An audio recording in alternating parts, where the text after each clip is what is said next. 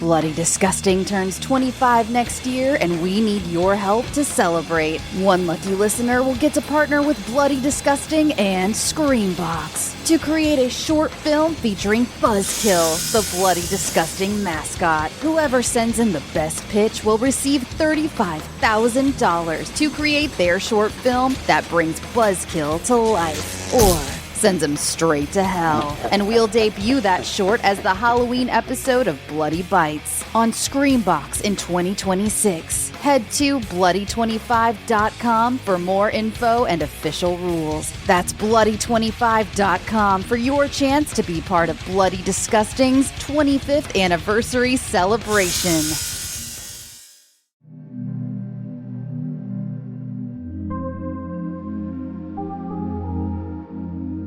Welcome to this week's episode of Safe Room, a horror video game podcast and proud member of Bloody Disgusting's Bloody FM podcast network. I'm your host, Jay Krieger. And I'm the other one, Neil Bolt. And this week, it's time to kick ass and chew bubblegum, and we're all out of gum as we're chatting about the bold and brash lineage of 3D Realms' Duke Nukem 3D. So this is naturally a shooter that all PC gamers are well aware of. And, you know, usually when we're talking about classic PC shooters, it falls into the Doom or the Quake camp. But Duke Nukem 3D is one of those games that at the same time, like, I think it's very easy to dismiss Duke Nukem's, I suppose, impact, or you could be easy to kind of like dismiss the brand based upon the fact that, as I said in the intro, like it's very bold and brash and it's known for this testosterone supercharged protagonist.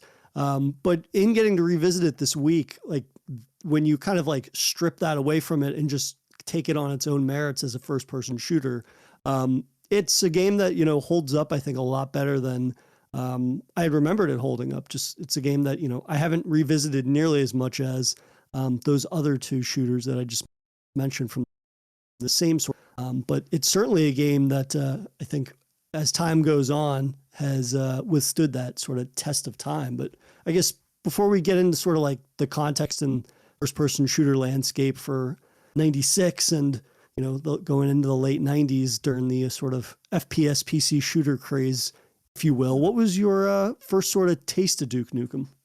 It was one of those lovely free versions that my uncle gave to us when we first got a PC in 97. Like I said, it had like a selection of certain games on it, including Doom, obviously, and Wolfenstein. But yeah, Duke Nukem 3D was like among that pile, and so pretty much one of my first like real PC loves, you know, as well. Like just for the age, you know, being into Schwarzenegger and being into action movies, and just being a game that's like bit old for who I was at that point, you know. It's fair to say. I think, you know, I would have been 97, so I would have been 14, 15 by the time I played this, so not far off, but yeah, the right age for that kind of game for you to go, oh my god, this is the kind of, this exists, this kind of thing, wow. Yeah. And you know, PlayStation wise, I hadn't really played much that was like that, so yeah, it was a revelation in so many ways to sort of play something that felt like grown up in that regard. Yeah, it certainly is where I came to it a lot later, and definitely not the preferred version to play for your first time. I think my first introduction to Duke Nukem was Duke Nukem Advance, which was like a T-rated spinoff of Duke Nukem 3D that they made for the Game Boy Advance. And it basically kind of like took assets from Duke 3D, but then and like the assets and the sounds of it, but then it kind of like remixed it into its own bite-sized, more teen-friendly version of that game, at which, you know, obviously now having spent a long time playing and revisiting Duke Nukem 3D, it's one of those games where you're just like, oh, okay, this is clearly like a watered down version of what, you know, I would come to familiarize myself with in terms of Duke. But at the same time, like you had said, that sort of like same phase of being a kid that was obsessed with Schwarzenegger, action films and whatnot. It was like, oh, okay, I'm familiar with first person shooters from, my love of Doom and Wolf 3D, but this is more in line with like my teenage brain sensibilities of that era where it's like, yeah, everything has to explode and I want a cheesy one liner. And I want to see women in bikinis, that type of a thing. So it's one of those things where I came to it and then eventually, got more into PC games and was tracking down older stuff that I had missed and hadn't grown up with. And finally got to play Duke 3D and was again, like even more so taken with it, not only because it clearly handled a lot better than Duke Nukem Advance on the GPA did. But I think ultimately, like, there's a lot to that game that even now, like, I forget how interactable those worlds are, how interactive they are, and the variety of weapons, and how at times, like, Duke Nukem 3D can be really fucking difficult as a shooter. And yet, it's one of those things that just holds up so well because of the sort of gameplay and whatnot. But, in getting into a little bit of sort of the FPS landscape in 96, I mean, just the previous year, 1995, you had the latest entry in the Marathon series. You had Star Wars Dark Forces. I think you even had like the second Heretic game, Hexen, came out. You had Descent. And so, there's no shortage of shooters that are coming out around this time. And then going right into 96, you've got Duke Nukem 3D, and you've got, one of your favorite shooters of all time. You've got Quake. I guess in thinking about just like the other games that were coming out in that time period, like what about Duke Nukem 3D kind of like furthermore makes it just such a standout from what was being released in that time? Well, this is it, isn't it? Like, one of the things I might add as a sort of caveat here is like, considering when I played it, I kind of felt like, oh, maybe I just have a personal affection for it. For many years I was like that. Maybe it's just me, guilty pleasure, like liking Limp Bizkit. It's one of those things. You can't explain it. You do, but no, as a game, you think of the things coming around that time, especially in this really rapid sort of change in the first-person shooter environment. It was like the middle ground between the flat sort of games we were getting before and what was about to be in terms of the 3D space. So it ends up being like this 2.5D thing where the character models are all flat, 2D sort of models, but that's a slight edge, and the environments are 3D, and that in itself initially gives it this distinct look that I don't think is really in any other game. Like that's like walking through little dioramas almost, like with paper figurines, and in some way that adds to it because it's with the sort of cartoonish look of it all as well. It makes it feel like a living sort of pulp comic book thing, which again, one of those things I was really into at that point. So it was the perfect sort of melting pot of things that I liked.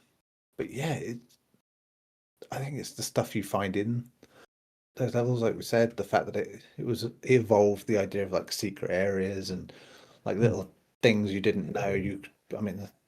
Even like playing it this time, like just finding things I didn't know before, as I just happened to watch videos about. Going, shit, you could do this, you could do that. It's like, wow, like it's amazing. It blows you away quite how much detail is in there, like in terms of what they do.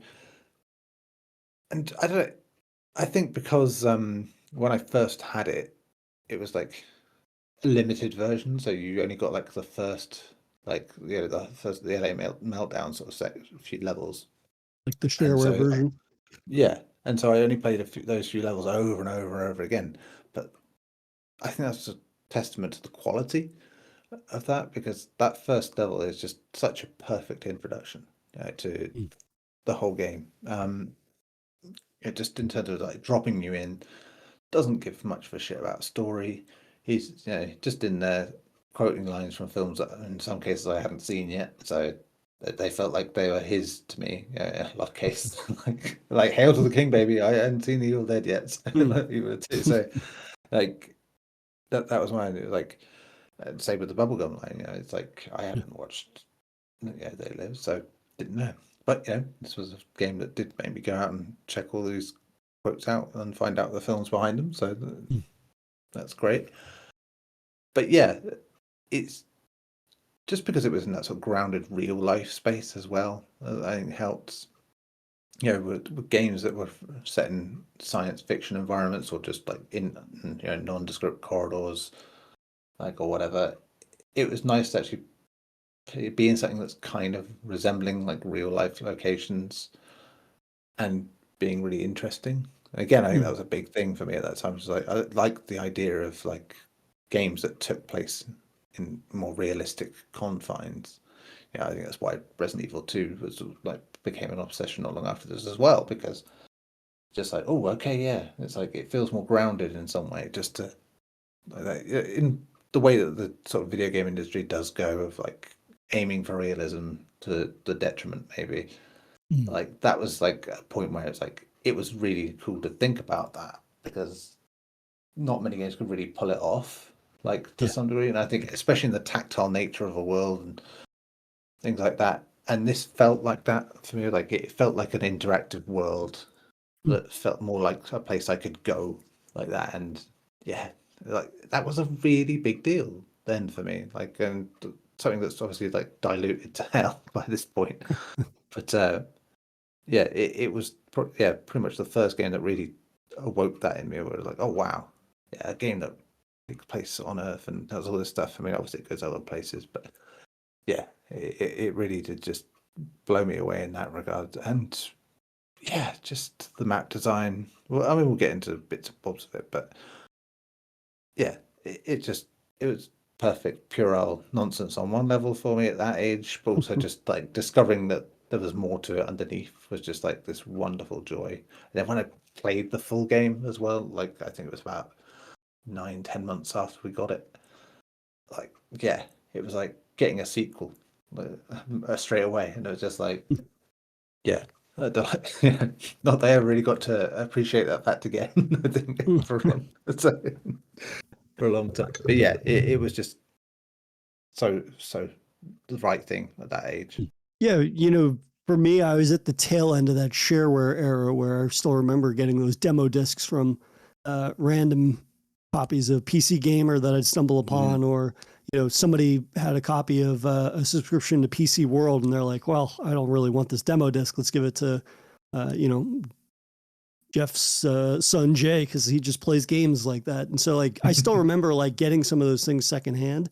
And for me, I got one that I remember had, I think it was Marathon 2, actually, funny enough, mentioning it in the context of when Duke 3D was being released. Like, I still remember getting that demo, getting to play a few levels, and then, it was the shareware version, so it was like the preview, and then having to wait a couple of months and finally going to like CompUSA and being able to buy the full-fledged release type of a thing. And like, that was a huge deal. And like, the sort of like novelty of demo discs is something that I do actually kind of like miss a little bit. Granted, now you can obviously just go on Steam or even, any console online storefront and get demos, but like there was something to just literally stumbling upon something that's kind of gone now, which is not necessarily a bad thing, but yeah, I was gonna say that's kind of the space that Itch.io fills for us now, I suppose, in that sense, where you do have like finding these short experiences that maybe aren't full games, and you go, yeah, this is cool, like that, and and in that sort of pick and mix way where you're not sure what you're going to play next, and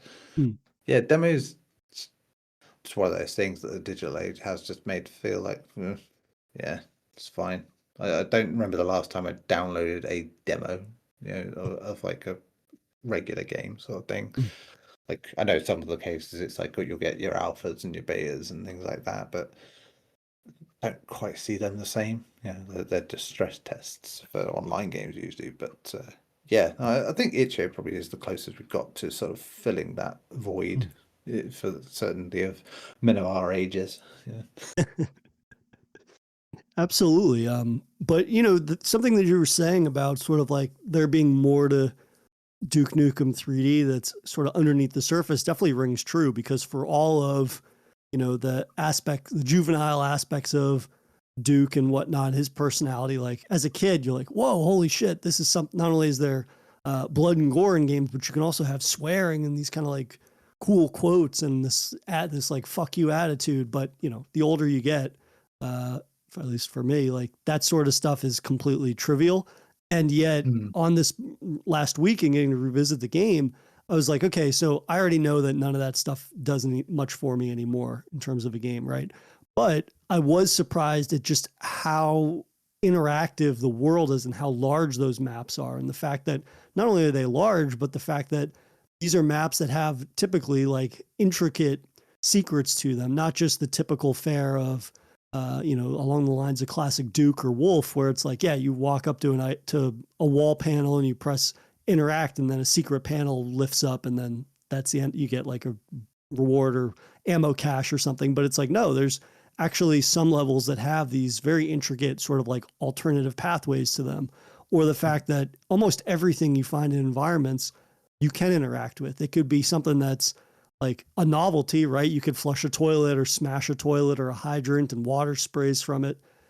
Or it could be, using the various security camera terminals that are in a lot of the early levels in LA Meltdown, where you interact with that. And then it basically gives you a preview into upcoming rooms and the placement of enemies. Like, that's something that sounds very simple, but for a shooter from 96, like there was nothing like that in shooters I was playing just a year earlier or a few years earlier.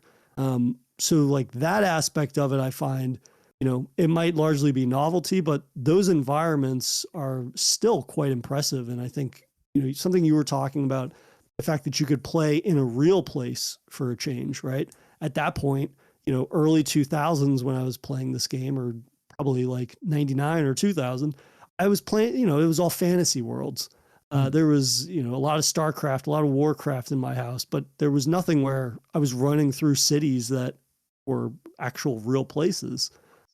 So that was like an aspect of Duke 3D, I think, that still is quite impressive for the period with which it was released. But even today, just in terms of that interactivity with the environments, and just how, if you see something, chances are more often than not, it's going to react to some sort of input from the player, whether a passive one or a violent one.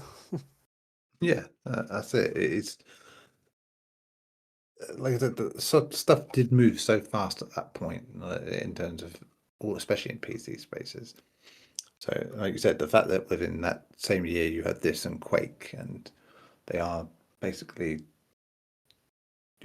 same year, but you can see how it's weird, how weirdly things can diverge in a small space of time like that. Where it were pushing and pushing and pushing and making things more, technically impressive, but you had developers making games that were like, trying to sort of refine the mechanics of it, I suppose, and trying to make the worlds that were more interesting, which hits and misses in all these games, I think, do happen. I think the big change obviously doesn't come until 98 with Half-Life, where games don't really get away then with having no story and just being games, I suppose, in that same way. But yeah, this to me is always like one of those where it, not just like on a technical level and like or the visual level, it's just, it does feel like that jump between the two things, like bridging the gap between where we were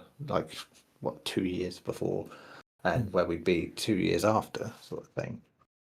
And so yeah, I do think its role in everything is quite crucial, just because of just so many games in that time period, and some obviously more revered and by bigger name developers and more sophisticated, more groundbreaking in different ways, that it does kind of get left behind in the conversation, which is something I would have been fine with maybe years ago, but like I said, the more I've seen about it and played it in the years since, the more I think, no, you liked it because it's a good game, not just because Right.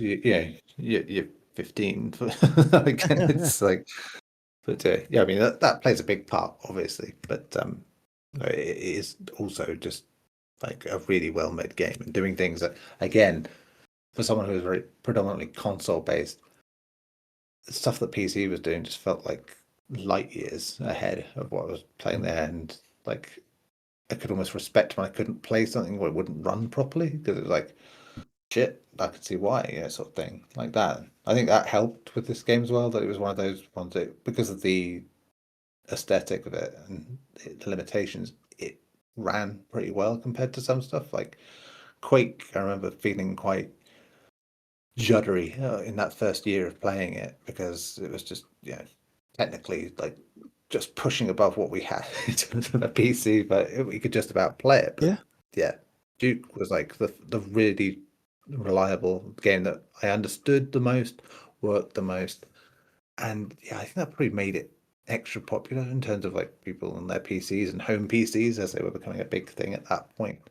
That it's a game that suited the time period for in terms of what the audience would be generally as well. Yeah, it was a lucky break for it in some ways, but as I said, given all the stuff around it, maybe not as well. No, that's a great point. I think that for me, the reason why I probably played Duke Nukem Advance before anything was that I probably couldn't convince anybody to buy me Duke Nukem 3D when I was a kid, but also like just the notion that our family PC probably couldn't run it for shit either. It's like I could get away with classic your Doom 2 and then naturally Wolf 3D, but like even my family PC back in the day, I don't know if we could even run Duke Nukem 3D because it was more reliable than most games that I was probably interested in that period, but still like it was one of those things where we had a really, really basic home PC that was pretty much garbage for anything outside of the two games I already mentioned. But, now having the versions that we more than likely played, there's like World Tour and then there's like Megaton Edition. But even still, like with those modern touches, like the game itself still runs so well, I think. It is lightning fast, but at the same time, it has the verticality of being able to take advantage of the technology for that period and whatnot, dealing with those larger maps. And it's a game that I think just like, again, like it's easy to get caught up in the sort of brashness of it all, but like technically speaking, and just from a fun standpoint, like it's a quality shooter. It's a shooter that holds up so well. And I think the one thing also that I'm really appreciative of is that all of that personality that Duke has and whatnot that maybe doesn't work for me as well is still very much present in like the weapons, right? I think that that's an aspect of it also that I think allows it to hold up in a way that, you can still preserve that Duke Nukem energy, but have it be in an aspect of the game other than just the one-liners, which, I love hearing balls of steel or eat shit and die over and over, but like anything, those are going to get a little tiresome perhaps. And for me, like getting to have weapons that can reflect that, like it's not just you can kick guys. It's like, what is this foot called? It's called the mighty foot, right? Yeah. Even the chain gun, like the chain gun's not a normal chain gun. It's got 3 barrels in front of you. It almost looks like it's like a trident of machine gun barrels. You've also got like the shrink ray or the devastator, and even like you don't have just a grenade launcher, but you have like a mini missile launcher that fires missiles and automatically. Like there's so much personality here that's present more than just, he can tip exotic dancers and stuff like that. Yeah, and like one of the best starting weapons in any shooter, I think, the pistol being basically like a semi-automatic thing, like it is fantastic, and it just makes it so much fun to use, and just the animation, the look of it. Yeah, it was like the pistol is something you normally ditch quite easily, and considering some of the strength of the stuff you can get in this game, Christ, yeah, like that would be understandable. But you end up having to switch between weapons a lot because of the ammo count not being too high, and you don't really want to miss your shots. But yeah, I think as progression goes with the weapon set, it's always interesting to see that they all feel like fun and really useful. Shotgun's not like the greatest shotgun in the world, but it sounds good. The animation's good, and that kind of pushes it a bit over. And it's just fun to use on like the spawny little fuckers. But yeah, the chain gun just again one of those looks good, sounds good, and this is a common theme I think with all the weapons. I think the pipe bombs, for instance, just like the little tink tink tink thing as they drop, like this, like that, and the shrink ray is just fucking hilarious. I love just shrinking them and then just stepping on them like that. And just that little crunch noise. It's got a great set of noises, I think, in this game in terms of the gun sound effects are just fantastic. And yeah, it just like it's probably one of my favorite weapon sets of any game like that. I'm the stuff that comes after, like the expander and the incinerator, I don't. It's fine, but Yeah. I like what we had. Like that. I used it enough that I didn't really see the point of extra weapons with the later editions. But yeah, the standard weapon set for that game is just fantastic, and yeah, it puts a lot of modern games to shame in terms of what it can do. Yeah, and I think even, going off of that, like furthermore, a testament to why those weapons are so strong is the fact that, and the design behind them, like when you get to some of the episode packs or mission packs, like what was it? It was like Duke's Caribbean, Life's a Beach, where it's, tropical themed and whatnot, and it's a resort. Like it's all the weapons are reskinned so that way they're like squirt gun variants or super soakers, right? But Yeah, it still holds up really well in terms of both playability, but also like the humor aspect of it, because they really do sell that reskin, right? It's not just that, okay, it looks different, but also like it sounds different. It's got the squirt gun sound effects to it and whatnot, but it's still to the same satisfying degree, if you will. And so, like, I think also one thing that I'd forgotten was that, and I think it's the only weapon in the game. This is the case with the pistol.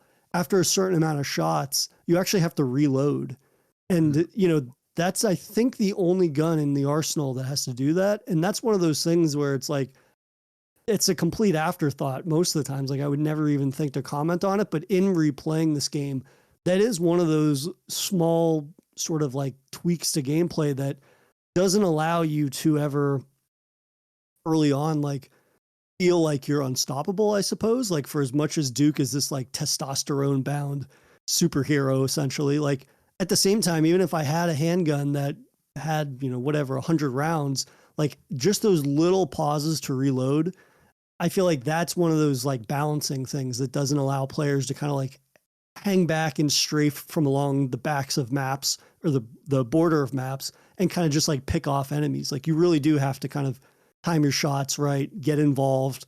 And that's just like one of those little things I think that further pushes sort of players to think a little more tactically for a game that on a first look you might not. You might think like I could just run and spray and pray this entire thing, which you could for a portion of it, but just little touches like that I think are what make this game a little more difficult than I remember it being. yeah, which I think handily sort of talks us into the tools that you get as well, which really also play a great compliment to what you can do in this game. I mean, that was another thing. It's like power-ups in games, we knew about them. They were a thing, absolutely. But in a first-person game, they were felt limited by comparison to what Duke Nukem 3D does. There's just a lot of cool stuff. I mean, the portable medikit thing is like still feels a bit strange now. It's probably it's quite a common thing by modern standards. But then it was like a medkit that you can just use to heal when you want.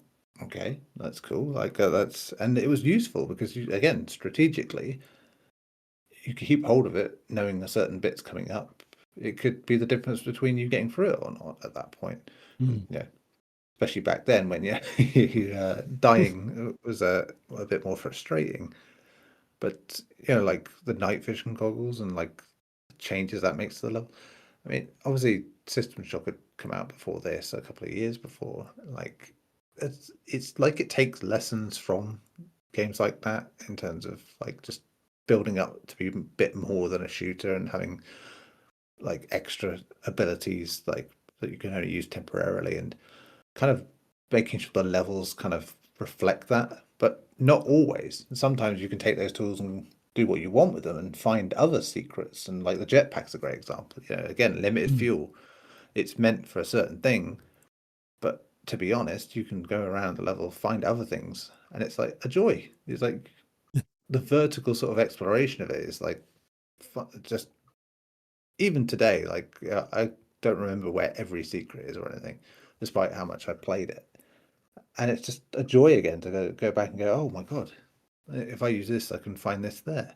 And like I said, by watching videos and stuff and finding out stuff I didn't even realize was there, and like yeah, it's got such depth to it, and those tools add to that, in terms of like what you can do, and like I mean the Hollow Duke as well, which is like Yeah.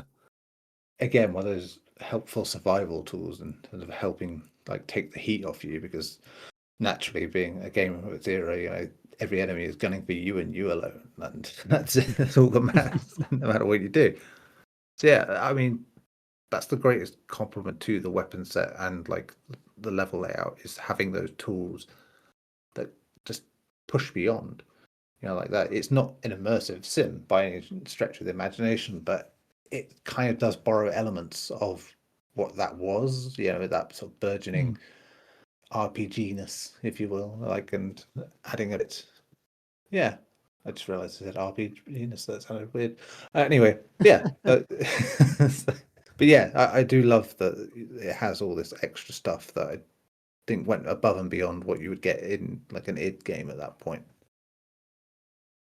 Sure, and Hollow Duke, I just find is like such a nod to Total Recall, when Randy Quaid basically gets to use that, take out a couple of soldiers to distract them. But like to your point about the tools, like the tools never felt like, oh, here is the definitive way to get through this area, or the way that you're supposed to be playing. It always felt like this nice sort of way to like further explore the world of Duke on subsequent replays and whatnot, because naturally most people are going to miss things the first time around. So when you have that tool and then you come to a part of the environment that previously you hadn't been able to traverse, you start to connect the dots, and all of a sudden you can get this new way to like basically just explore these environments and whatnot, and also like to level the playing field against some of those flying enemies, especially in like LA Meltdown, which early on you've got the LA pig cops that can fly, and then you shoot that down. And I remember the first time I shot one of those down, and I was like, oh yeah, fuck you, like finally I got you back.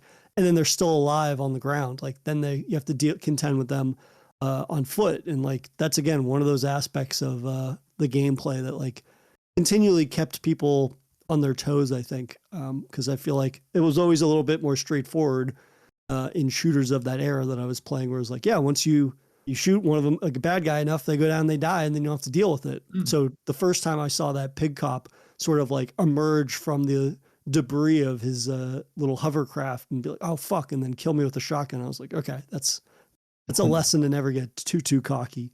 But I guess in mentioning, LA Meltdown, what about, we talked a little bit about the environments in Duke Nukem, the fact that, you could be traversing a real life place like that. LA Meltdown naturally is in LA, and to the degree that when you're in one of the bars on the TV, you can see the OJ Bronco chase from, being chased by LAPD and whatnot. Which I didn't understand at the time. No idea whatsoever that was alluding to for the first, 20 years of my life. And then recently replaying it, you're like, oh yeah, okay, that's what that is. But a lot of the other mission packs and episodes, specifically in Duke 3D, are not set. Well, maybe they are set on Earth, but they're not as central to like replicating a real life place. Like, what did you think about the level variety outside of LA Meltdown? I think by the time I played through that enough that like it was kind of welcome to have something a bit different. It's like I'd got my fill. It was a great thrill to sort of do that. But yeah, I mean, Lunar Apocalypse in episode 2, like, yeah, I mean, fuck it, it's the moon. So yeah, it just felt fun and right to go with us that way. I mean, for what story there is, it's very loose and basically an excuse for Duke to go to this place, that place, or the other, and that's fine. Like that. I mean, and it does come back to LA again, as you go through into later things. But yeah, just that departure for episode 2, to the moon and those sort of presents. It's not as high, obviously, as the first episode, because there are so many other games that are doing that at that point. It's like, but I think because the game has done everything it has to establish its weapon set, its tool set, its level design, it does really elevate it. When you do get to go to this, to a more sci-fi setting, and yeah, so as a result, it was a great time to introduce it, I think, and Yeah, I did like that. And even then coming back to LA, where they have that more Hollywood themed sort of aspect to it. That again, it refreshed what I thought would be. Oh, so it's more of the same as the first episode, sort of thing. Mm. And yeah, it's just like stage to stage in each of these episodes as well. Just like the different things that can happen and you find, and like I mean, LA Meltdown itself, like going from that street to the strip club to ending up in a prison, you know, like in the electric chair and just like breaking out of that, and Mm.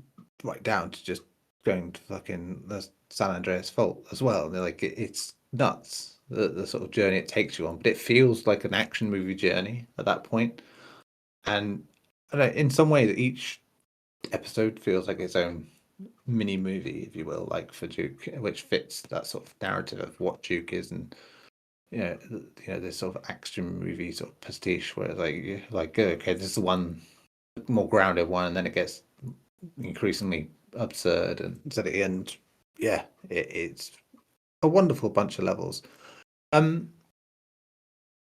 mean, yeah, I definitely prefer the stuff that is more like grounded and like in terms of like locations and stuff. Um, Space stuff is nice, but it's not like the best, in comparison. I think the quality that I think Duke has is having these real world locations, and because you can see the connective tissue from place to place without Mm. having any like storytelling to explain it. Like the end of that first bit of the first episode is getting caught by the pig cops and basically like ending up in jail in the electric chair, and just it flows nicely, from bit to bit to bit. And yeah, and that's fine. But yeah, whereas Lunar Apocalypse is like, it's like could be any order, could be anything. Doesn't really quite feel as good. But yeah, it's still for that kind of stuff good because of what's behind it. Yeah, I couldn't say that Lunar Apocalypse is like one of my favorite episodes of Duke 3D, but I think that it's an important one because of that distinct variety, right?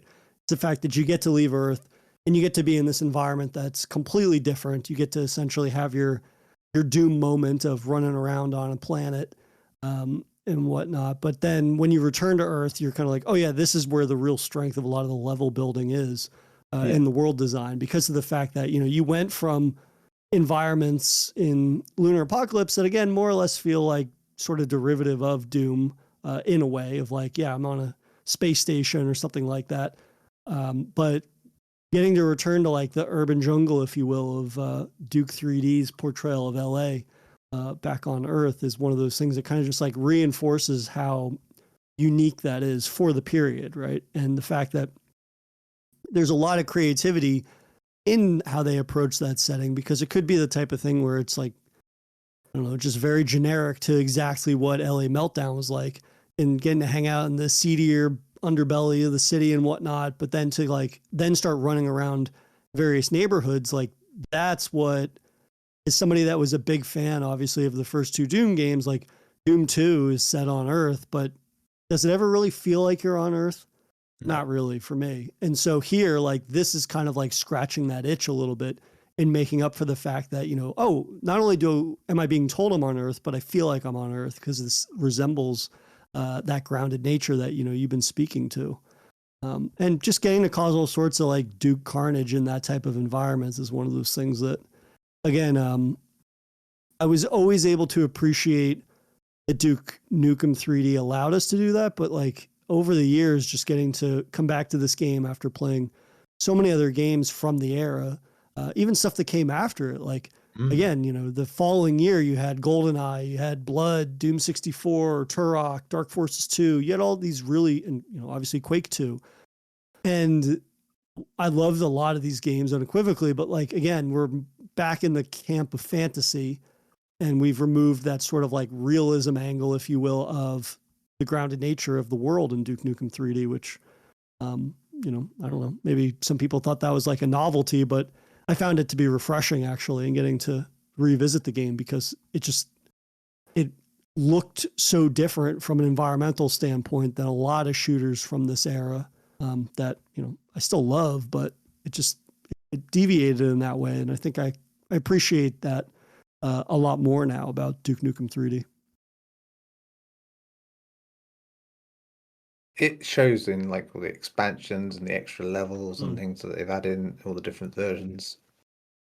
Like obviously when World Tour came out, like so they added the 5th episode, if you will, which okay, it's not quite up to the same level as the others, but it does just go on like a world tour effectively, of him just going around all these real life locations. So you're going to Paris, you're going to Egypt and Rome and whatever.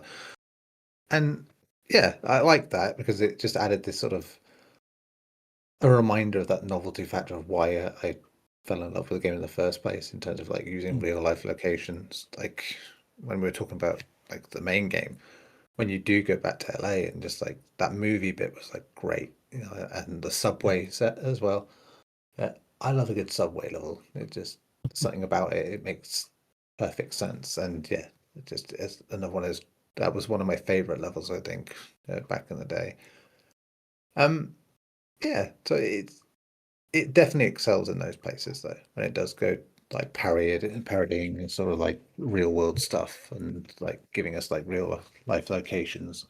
I mean, sure, in the decades since, we've had plenty of games that have recreated like real life places to far more impressive degrees. But yeah, I think within the context of Duke's world and the time it was in, it was just a wonderful sort of novelty to have. Yeah, I think that for me, like with the novelty aspect of it, the novelty works, I think, again, because the shooting is so strong naturally, like the gameplay, right? I think that when you're talking about shooters, like first and foremost, the gameplay really has to hold up. And I think that for me is what ultimately allows Duke Nukem 3D for me to like hold it in a lot higher regards than I think I even realized. Like I had a real epiphany about Duke Nukem this week, which is not on my 2025 bingo card, like at all.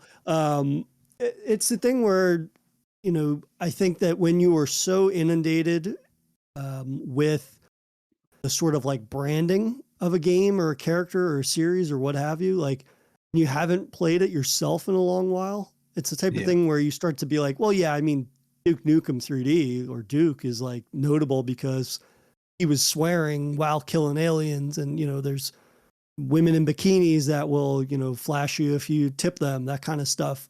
Like that's what the sort of like cursory glance at Duke Nukem is all about. But like when you actually get down to it, it's a fucking damn fine shooter still, and it's so satisfying. And at the same time, like you have those cheesy 80s one-liners that like work really well when they pop up once in a while. And I think that even little bits of branding or little bits of attitude sort of moments, like you kill a boss and it's like not only does Duke kill him, but then he kicks a field goal with his eyeball. Like little things like that, I think is just like the cherry on top for this type of a game.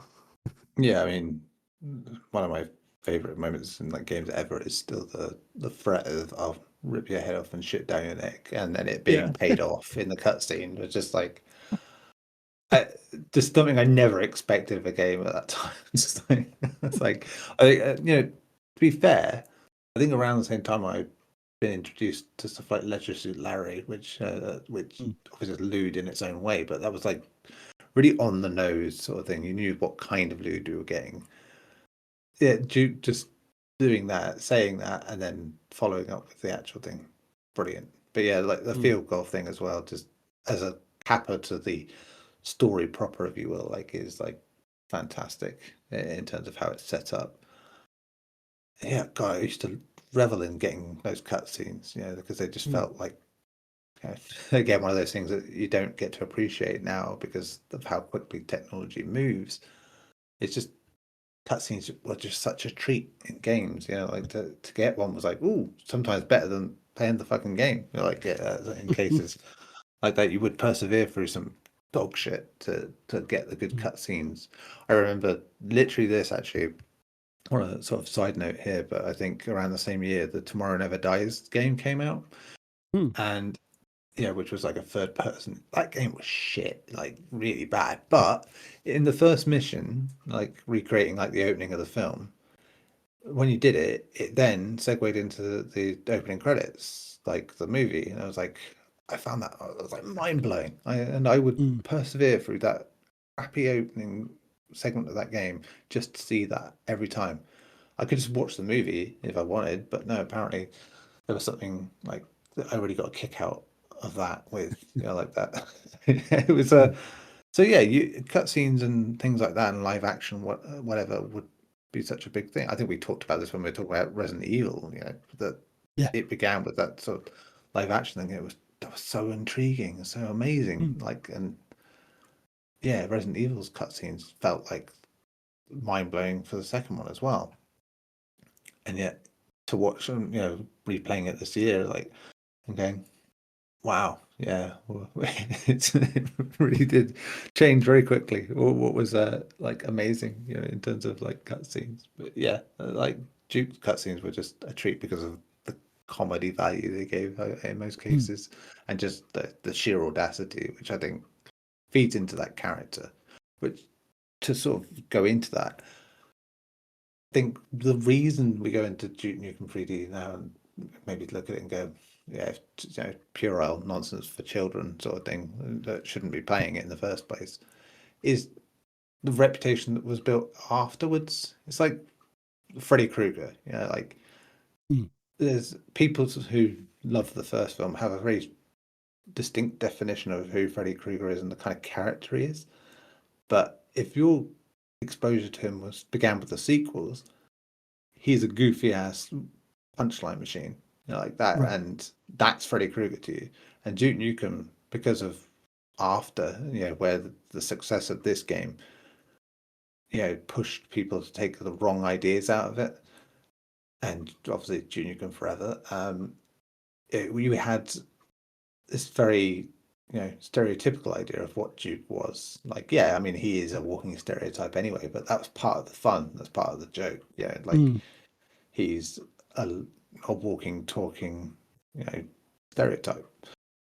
But yeah, then it just became a bit. I mean, Duke Nukem Forever is like the perfect example of that. That it just gets so much wrong with a character so simple, like because the industry's changed, and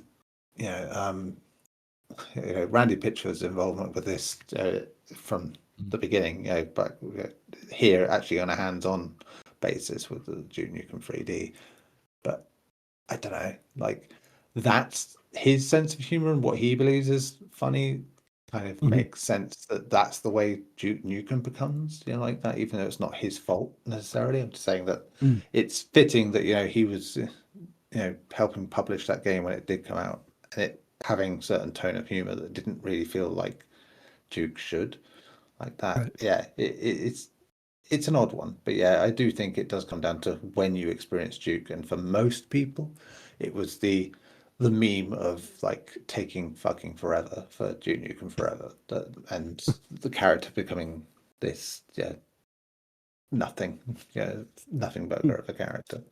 Yeah, and I think that, when you talk about Duke and his sort of legacy, I guess, like, I don't even think so much about the ill-fated Duke Nukem Forever, right? I don't really even think about that much because there's a reason why that game ended up the way that it did. And it's like, yeah, I would love to have gotten what was sort of shown off in that, what was it, that E3 2001 trailer for Duke Nukem Forever. And there's actually, I was doing a little bit of research into it. There's, I guess, a Duke Nukem Forever restoration project mod that people have been working on for quite a while. And I believe it's had an update as of this year even, where people are, I guess there was a playable state of Duke Nukem Forever that was shown in that E3 trailer and whatnot. And people are basically like building off of that or something or other. But, like, I think more importantly than that is like Duke Nukem's influence on the industry as a whole. Like, you would get games like, Shadow Warrior, right? Shadow Warrior was hugely influenced by Duke Nukem's, use of humor and whatnot. And that might be a little more questionable, the use of humor there. But I think that it was interesting that you could have a game such as Duke Nukem and like, it almost felt like it was showing people like it's okay to break out from the mold of first person shooters of the era, if you will. You can have something that doesn't take itself seriously. You can incorporate humor in a way that, you know, might not always work, but you can certainly do it in a game other than something along the lines of like Leisure Suit Larry, which is just one of those things where it's like, yeah, didn't always work humor wise, but I think that it was important for games such as this to kind of like come along and show people that you can be a rule breaker and you don't have to necessarily do it the same way that Duke Nukem did perhaps, but like you can incorporate humor into almost anything. And I think that like when you look back at sort of like the lexicon of shooters, if you will, there was more eagerness, I think, from developers to actually like utilize some of those lessons that were learned in that regard. Yeah, and like we sort of alluded to before, the very fast changing face of gaming in that time period meant that, you know, that was part of the problem with development. That it just like all these games come out, do something different, do something groundbreaking, and the developers were basically trying to retcon the game again to try and fit things in again that would work like that. And that's always the worst thing to do if you have like a very distinct style and something that makes your game your game. You know, like you don't want to chase every damn thing. This is something we've seen plenty of times, many cycles over in the industry, where like people higher up will say, "Hey, this is the big new trending game. Can you put this in your game?" Even though it doesn't fit in the slightest. And yeah, that's probably got more aggressive, if anything, to the point where you get, you know, hero shooter versions of games that don't need them or whatever, and it's just daft. But yeah, this was like one of the early victims of that sort of constantly chasing the next big thing. It was like Duke was never really meant to be the next big thing. It was just like it had a distinct style, a distinct way of playing, and yeah, other games were, they copied it quickly in terms of what it could do, and other games excelled past it. And then, yeah, like for many games, Half-Life happened and just changed like the structure of the first person shooter genre for good, effectively. Like that, I think, in terms of being grounded as well, the groundswell there was military shooters. Like the Medal of Honor series came along. Like Operation Flashpoint in the more tactical realms, things like that. And so yeah, and believe me, they were my next sort of jumping off points in terms of like trying to find shooters that felt like that. Hell, even stuff like Soldier of Fortune, which we talked about before, which kind of kept the grounded pulpy thing going, and but still not being quite the same level of what Duke could do.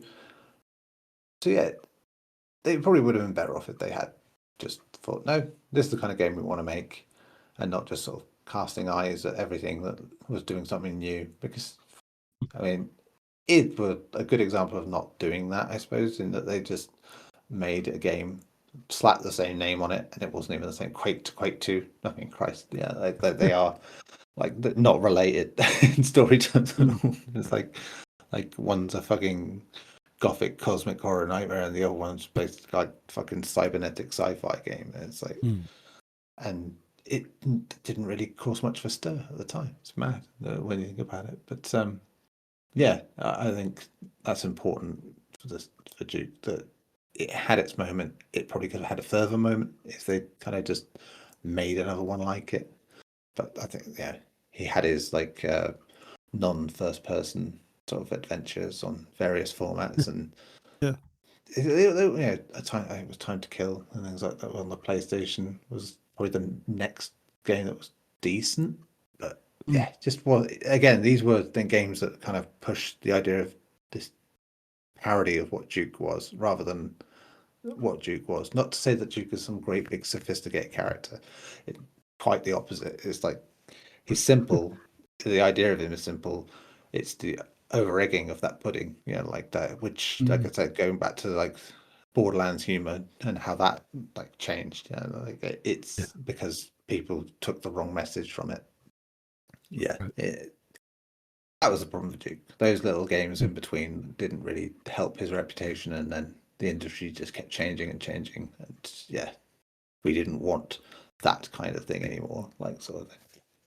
Yeah, we kind of maybe, not to give us too much credit, outgrew Duke a little bit. But I will say, you know, in thinking about sort of like there not necessarily being much of a future for Duke, for people that haven't played some of those episode packs that came out for Duke Nukem 3D, I would definitely recommend people who haven't to play those. I think that, you know, they're largely a reskinning or redux of assets they've seen previously, but something like what was it? It was Duke It Out in DC. Like that literally has you running through the White House at one point. And, you know, I think that all three of those mission packs, because it was Duke's Caribbean, Life's a Beach, Duke It Out in DC, Duke Nuclear Winter, like maybe Nuclear Winter is probably not my favorite of those three, but regardless, like all of those, I think do a good job of remixing what already works. And, you know, it might be just presenting them in a bit of a different light or the different reskinning here or there, but like it still allows you to experience what's already so phenomenal in Duke 3D, which is again that level variety and sort of just like the ability to explore these levels in a multitude of ways. Especially, I was surprised with Duke It Out in DC when you're like running through the White House. That's one of those things where it's like there's all this like intricate attic system and sort of like crawling through the walls type of a thing. It really is like this maze-like quality that I would not go so far as to say it's the immersive sim version of Duke, but it certainly gives players a bit more options, I think, in terms of how they navigate that environment. And I had a good deal of fun with them, to be honest. I wasn't expecting much out of them and found myself spending more time with them than I anticipated. Yeah, and you know, like over the years as well, there have been games that have kind of almost got that perfect format, and surprisingly enough, I've tended to like them. Bulletstorm will always be my modern reminder. Simpler than Duke in a lot of ways, but like in terms of a gun set, in terms of having slightly silly puerile humor, yeah, it just like, and in itself being, because of the engine and the company behind it being like a piss take of Gears of War in a way almost because of that, and I love that about it. And yeah, again, a protagonist in Grayson the Hunt that just felt like an amalgamation of like certain action heroes, including like Kurt Russell, very effectively, I think, in that. Yeah, and I mean, even stuff like Ion Fury, which was very much like a spiritual successor to Duke Nukem in so many ways. I don't love it, but it was nice that someone actually went and made a game like it again. And yeah, so there are games that will do it, and I think with the sort of resurgence of like the boomer shooter, if you will, like that, many of them did try to copy your Dooms and your Quakes first, but yeah, some did get the horror and the crudeness of Duke in them as well. Like, I mean, even Shadow Warrior, when it got redone, was pretty close to that as well. Like, again, I don't much care for those modern Shadow Warrior games, but yeah, they were at least that kind of tone a bit more. Again, with both that and Bulletstorm, I think it's the fact that they feel level design wise quite simplistic by comparison and are very much products of their time. But yeah, I think that's what I miss, is that there aren't many games that are really doing exactly what Duke is doing. But then maybe that's for the best, to be honest, because yeah, it's like it had its time, and that's what makes it special, is its failure to be anything else. Yeah, and like we've been saying, Duke Nukem 3D World Tour, that's probably the best way that you could experience these games, that for whatever sort of age they might have, like they play incredibly smoothly still. Yeah, certainly for modern gamers, I think that it's the gentlest way of playing it. I mean, you can still get Atomic Edition in places, but so if you are a purist, I'd say that's probably the better one to go for. But yeah, the World Tour's got its qualities. It's not, no beating around the bush. It's not bad as something like the Silent Hill HD collection or anything like that. No, but it's definitely not. But yeah, if you played like the original stuff, obviously you're going to be like, well, this feels a little different, or that feels different. But that's also just time. That's that too. Well, it sounds like at least there's flavors of Duke out there that people can pick up and decide for themselves. But I think that, having those collections that have everything in one place is, again, just great. And furthermore, people that want to check that out that haven't previously have that option. But people that, have been fans of Duke for many years like we have can still have their preferred ways to re-experience the king and all of his, glory, if you will. It was great getting to delve into another corner of PC shooters that we haven't necessarily gotten to delve much into recently. So it was nice to kind of as we're wrapping up the year, and naturally we're going to be going into December with our Game of the Year coverage and whatnot, along with a few other bits and bobs here, but getting to take a step back before plunging into those dreaded Game of the Year lists that we now need to agonize over for the next few weeks was a nice change of pace. So that'll do it for our chat this week on Duke Nukem 3D. And as always, my friend, it's a pleasure chatting horror with you for Safe Room. Back at you, man. Till next time. Thank you for listening to another episode of Safe Room. If you enjoy the show, please rate us on iTunes and follow us on Twitter and Blue Sky at Safe Room Pod for show updates. As always, our main episodes of Safe Room drop every Monday, but our bite-sized episodes of Horror Bites, our indie horror showcase, drop every Thursday. You can follow the Horror Bites Twitter account at horrorbites_SR. You can join our Discord channel, Safe Room Podcast, to chat with us and other horror fans about the genre we all love. And finally, you can send emails to saferoompod@gmail.com if you'd like to share your thoughts on a game we have or are going to cover. Thanks again for listening, and we'll see you guys next week. Bloody Disgusting turns 25 next year, and we need your help to celebrate. One lucky listener will get to partner with Bloody Disgusting and Screambox to create a short film featuring Buzzkill, the Bloody Disgusting mascot. Whoever sends in the best pitch will receive $35,000 to create their short film that brings Buzzkill to life, or sends him straight to hell. And we'll debut that short as the Halloween episode of Bloody Bites on Screambox in 2026. Head to bloody25.com for more info and official rules. That's bloody25.com for your chance to be part of Bloody Disgusting's 25th anniversary celebration.